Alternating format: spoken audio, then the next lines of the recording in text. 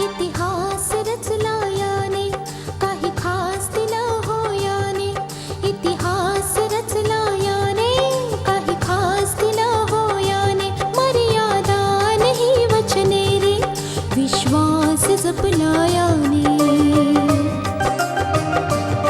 सप्तपदीने दिलेला हा उपहार रे, माझा शृंगार रे हा, माझा शृंगार रे.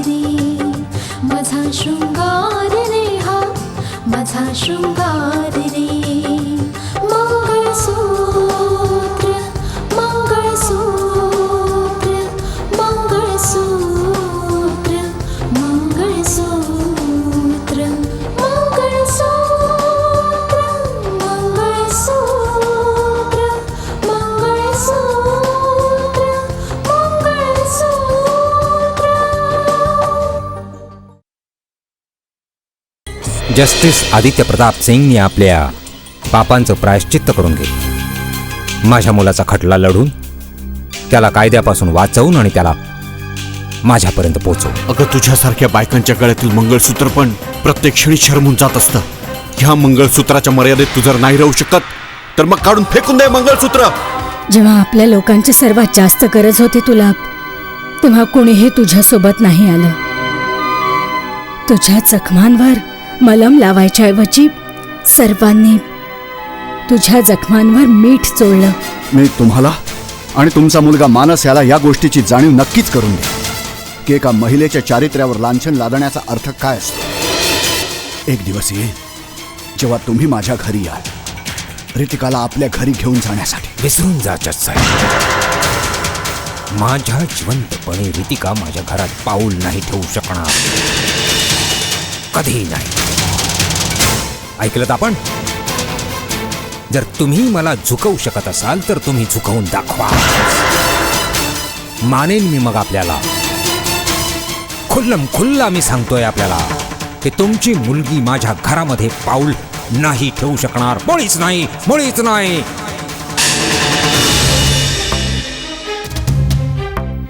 जाता जाता एक गोष्ट आणखी ऐकून जा.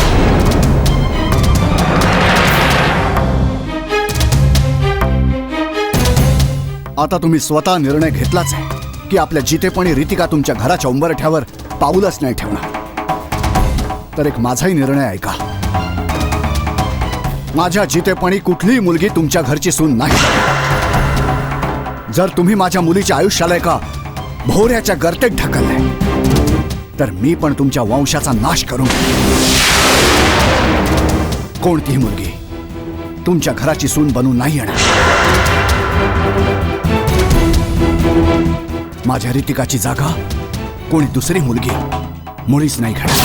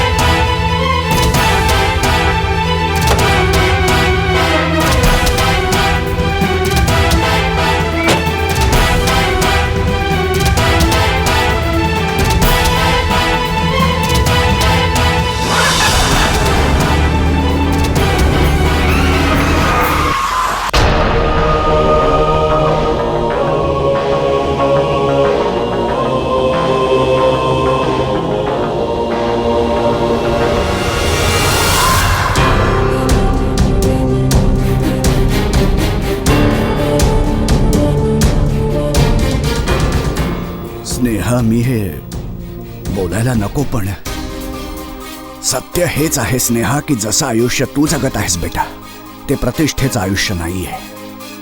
कारण आपला समाज एकट्यानं राहणाऱ्या बाईकडे चांगल्या नजरेनं नाही पाहत बेटा. मला ह्याची पर्वा नाहीये पप्पा. मी माझं आयुष्य माझ्या मर्जीप्रमाणे जगत असते. आता माझं त्या घराशी कोणतंही नातं नाहीये बस. अगं तू नातं तोडण्याने काय नातं तुटून जाईल का? मूर्खासारखं बोलतेस. हे बघ बेटा, सूर्याशीही मी बोललोय. तो लवकरच परत येतोय. हे पहा बेटा, आता तुला आपल्या आयुष्याच्या बाबतीत, आपल्या परिस्थितीच्या बाबतीत नव्या प्रकारे विचार करायला हवा. माझ्या आयुष्याविषयी काहीही तक्रार नाहीये पप्पा. आणि मला ह्याचा मुळीच पश्चाताप वाटत नाही की मी जज साहेबांचं घर का सोडलं. तुझं बोलणं विचित्र वाटतंय. तू नात्या गोत्यांच्या सोबतच माणुसकी पण विसरत चाललीस. बहुधा तू हे विसरून गेलीस की जज साहेबांचे किती उपकार आहेत आपल्यावर. तुला ठाऊक आहे की तू ना जास्त शिकली आहेस, ना आपल्या घराणं इतकं मोठं आहे, ना आपण इतके पैसेवाले आहोत, आणि हे ठाऊक असून सुद्धा त्यांनी तुझा आपल्या घरची सून म्हणून स्वीकार केला. पण त्या घरी मला मिळालं काय? कोणतं सुख मिळालं मला पप्पा, आणि कोणता अधिकार मिळाला मला? कोणता अधिकार तुला हवा होता जो नाही मिळाला? बोल, कोणता अधिकार हवा होता तुला? सूर्या राहो वा न राहो, तुला कोणत्याही गोष्टीसाठी तरसावं नाही लागलं. प्रत्येक इच्छा पूर्ण केली त्यांनी, तुझी प्रत्येक गरज पूर्ण केली. कोणत्याही गोष्टीची उणीव नाही भासू दिली ती. तुम्हाला अखेरीस सांगायचं काय आहे पप्पा? हे पहा बेटा, ही गोष्ट चांगल्या प्रकारे तू समजून घे. जिथे 4 भांडी असतात तिथे आवाज पण होत असतोच. त्या काळची गोष्ट वेगळी होती. आता ठाऊक नाही तुझी चूक होती का त्यांची चूक होती. विसरून जा सर्व काही. मला तर तेव्हाच बरं वाटेल जेव्हा तू त्या घराला आपलं मानून तिथं जाशील.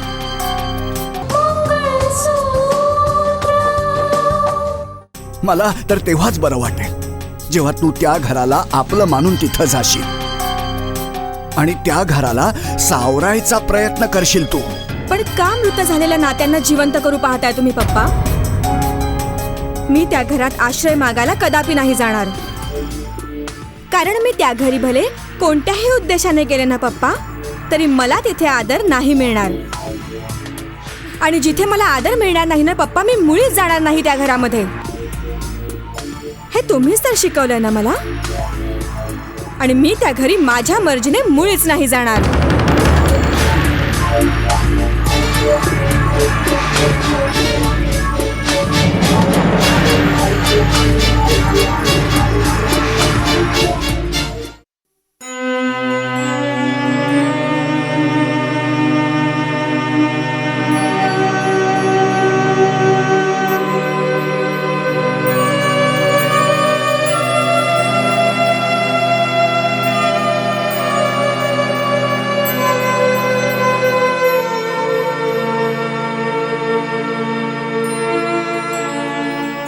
भाऊ, स्वतःच्याच दुःखात तुम्ही सगळे खूप बुडून गेला आहात.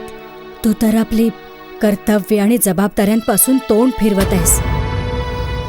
म्हणून संध्याकाळ होताच तू स्वतःला अंधारात कैद करून घेतोस. तर काय झालं? याने कोणाला काय फरक पडतो? फरक पडतो भाऊ. मला फरक पडतो, मुलांना फरक पडतो. भाऊ, मला तुझ्याशी रितिकाच्या बाबतीत काही बोलायचंय. बोल. तुला काय वाटतं? आजपर्यंत रितिकासाठी तू जे काही केलंयस, बस पार पडल्या तुझ्या जबाबदाऱ्या? नाही भाऊ. आई वडील जोपर्यंत जिवंत असतात, मुलांच्या बाबतीतल्या त्यांच्या जबाबदाऱ्या कधीही पूर्ण होत नाहीत. आणि आपल्या जबाबदाऱ्या पार पाडण्यासाठी तुला ह्या अंधारातून बाहेर पडावंच लागेल भाऊ. आता मी तुला काय सांगू? आजकाल बिलकुल काहीच चांगलं वाटत नाही. असं वाटतं की माझं आयुष्य बिलकुल निरुद्देश होऊन बसलंय. असं तुला वाटतंय, पण मला असं वाटतंय की बाईचं एक घर असायला हवं, ज्याला ती तिचं म्हणू शकेल. तुझ्या जबाबदाऱ्यांच्या रूपात तुझं उद्दिष्ट समोर आलंय आणि तू सांगतोयस की तुझं आयुष्य निरुद्देश होऊन बसलंय.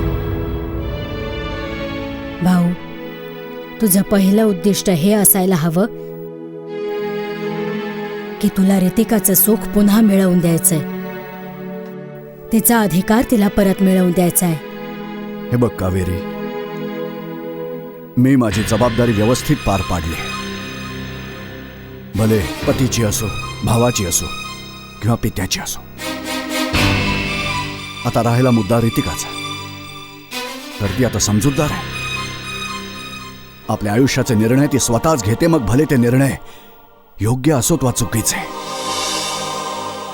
मी कुठवर तिचं बोट धरून तिला चालवणार आहे? कुठवर? भाऊ, जोपर्यंत तू जिवंत आहेस तुला तिचं बोट धरून तिला चालवावंच लागेल भाऊ. आई वडिलांचं कर्तव्यच असतं भाऊ, आपल्या मुलांना योग्य मार्ग दाखवणं. रितिकाच्या माथी किती मोठा आरोप लावला गेलाय. ती एकटी लढतेय, तुला तिची साथ करायला हवी. तिच्या लढाईत तुला तिची साथ द्यायची आहे भाऊ. जोवर हे आरोप पुसले जात नाहीत तोवर रितिकाच नाही, तू देखील मान वर करून जगू नाही शकणार. आणि भाऊ, तू तर सत्य जाणतोच ना. चल ठीक आहे ठीक आहे ठीक आहे, मी तर ह्या सत्याला एक वस्तुस्थिती म्हणून समजतो. पण मानस नाही समजत, रघुवीरजी नाही समजत, मग त्या लोकांचं काय? तू त्यांच्याशी बोलून पाहायचा प्रयत्न केलास? कावेरी, मी कालच भेटलो त्यांना आणि त्यांनी मला स्पष्टपणे सांगून टाकलं.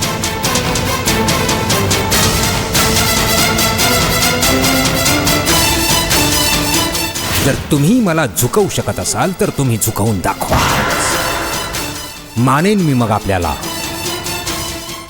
खुल्ला मी सांगतोय आपल्याला की तुमची मुलगी माझ्या घरामध्ये पाऊल नाही ठेवू शकणार, कोणीच नाही.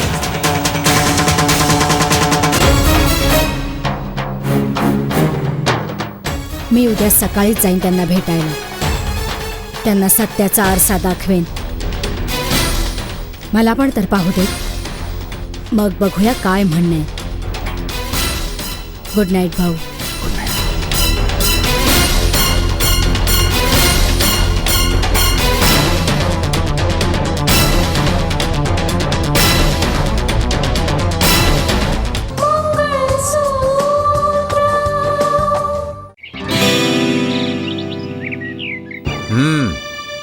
काल माझी भेट झाली होती आदित्य प्रताप सिंगशी.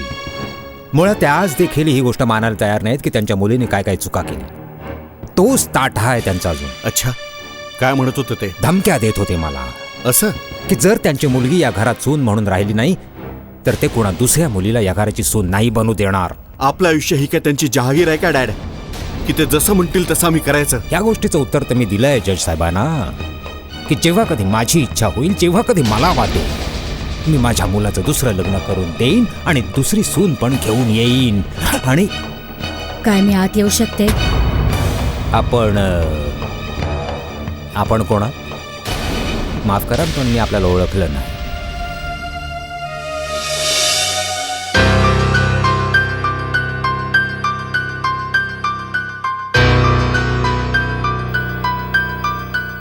आपण लोकांनी तर नात्यांना ओळखणं सोडून दिलंय, नाहीतर मला जरूर ओळखलं असतात. मी समजलो नाही. मी रितिकाची आत्या कावेरी.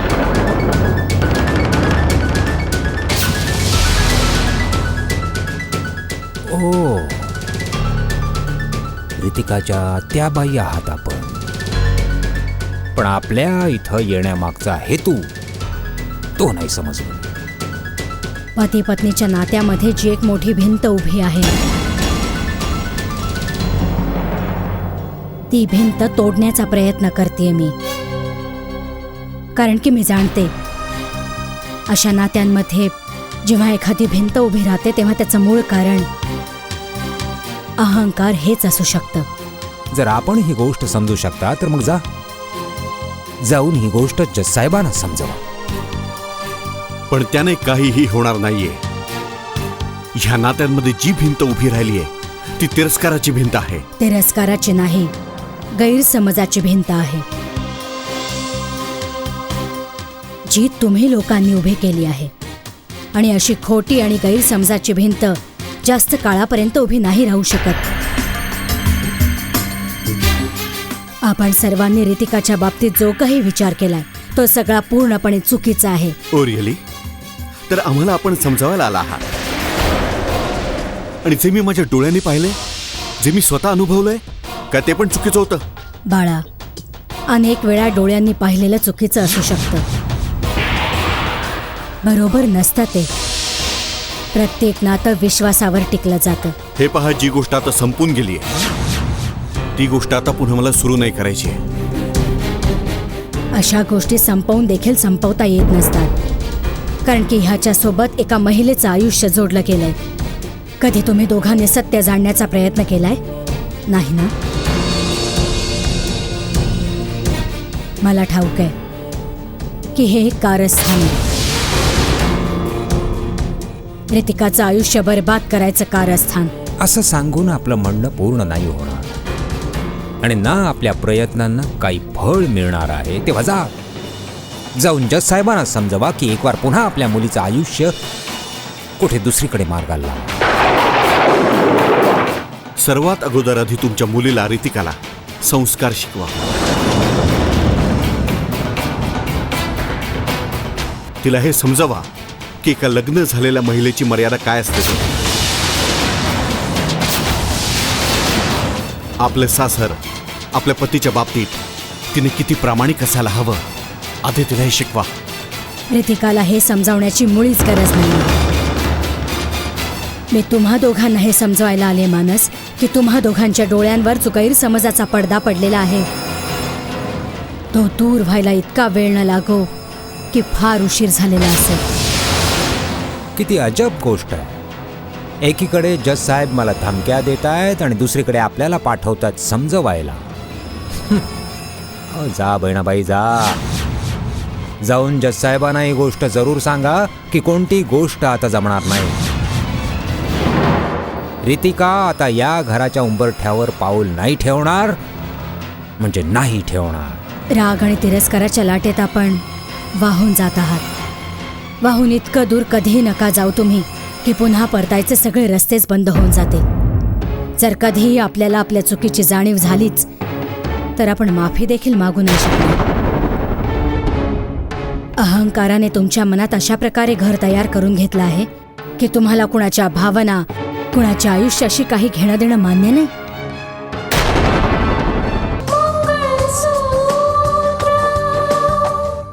की तुम्हाला कुणाच्या भावना कुणाच्या आयुष्याशी काहीच घेणं देणं मान्य नाही. अहंकार मनुष्याला आपल्या चुकांकडे नाही पाहू देत. नाहीतर तुम्हा दोघांना ह्या गोष्टीची जाणीव जरूर झाली असती की तुम्हा लोकांच्या एका चुकीच्या पावलामुळे रितिकाचं पूर्ण आयुष्य बिघडून गेलंय. तुम्हा लोकांच्यामुळे तिने तिच्या आईला गमावलं. तिने तिची नोकरी सुद्धा गमावली. मग काय याला जबाबदार आम्ही आहोत? नाही, तुम्ही नाही आहात. तुमचा अहंकार आहे. पण माझी एक गोष्ट लक्षात ठेवा. एक दिवस उजाडेल जेव्हा तुमचा आत्मा तुम्हाला धिक्कारेल. तुम्हा लोकांच्याच मुळे एका महिलेला कोणत्या परिस्थितीतून जावं लागलं. तो दिवस उजाडेल, जरूर उजाडेल. तेव्हा तुम्ही लोक पश्चाताप करा.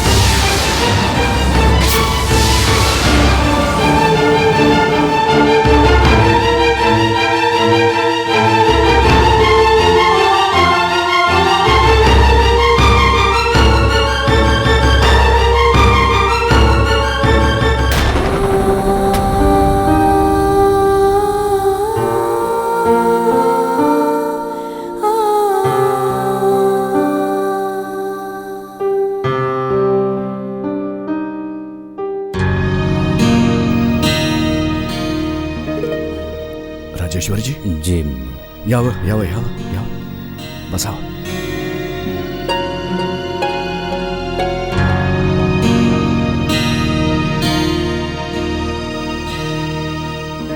बोला ना.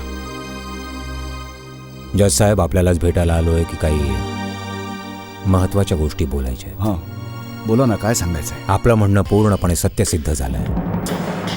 जेव्हा आपण आम्हाला हे सांगितलं की तो राकेश नाहीये तेव्हा हे असत्य उघड व्हायच्या आधीच तो खरोखरच आमच्या घरून गायब झाला. राजेश्वरजी, हेच समजावण्यासाठी मी आपल्याला फोन केला होता.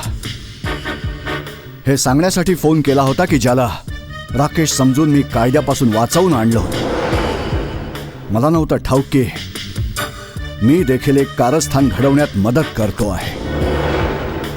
मी कधी विचारही करू शकत नव्हतो की तो राकेश नाही, कोणी दुसरा. जज साहेब, आपल्याला हे कसं माहीत झालं की तो राकेश नाही, उलट बिपिन? ह्याच गोष्टीचा तर छडा लावण्यासाठी रितिकाचं आयुष्य विनाशाच्या खाईपाशी पोहोचल्या राजेश्वरजी. ऋतिकानं या गोष्टीचा छडा लावला होता की तो राकेश नाही कोणी दुसराच आहे. जज साहेब, जर आपल्याला हे माहीत होतं की हा खरा राकेश नाही, तर आपल्याला ह्याचा अंदाज तर असेलच की राकेश कुठे आहे, कोणत्या अवस्थेमध्ये आहे. आणि जर तो जिवंत आहे तर आम्हाला भेटायला काही येत नाही. बस याच विषयामध्ये आम्हाला आपली मदत हवी होती. आता ज्या गोष्टी समोर आल्या त्याच्या आधारावरून मला असं वाटतं की आपला राकेश कोणी दुसरा नाहीये, तो अर्जुन आहे, ज्याला श्रीधर अंजना गावाहून घेऊन आले होते. जर अर्जुनच माझा मुलगा आहे तर तो आहे कुठे? हे बघा, अर्जुन कुठे आहे ते मला नाही ठाऊक. ऋतिकाने त्या गोष्टीच्या मुळापर्यंत पोहोचायचा प्रयत्न केला, पण कमनशिबानं सस्पेंड झाली ती. हे बघा, अर्जुन कुठे आहे, ह्या शहरात आहे का नाहीये, मला काहीच नाही ठाऊक.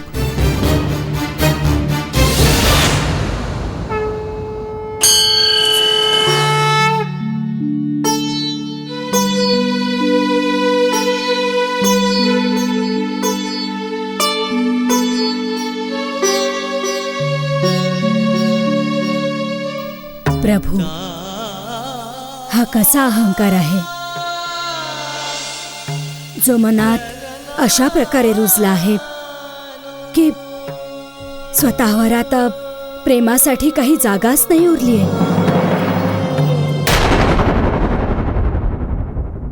कच्च्या धाग्याने गुंफला हा संसार रे, पतीचे प्रेम रे हे जीवन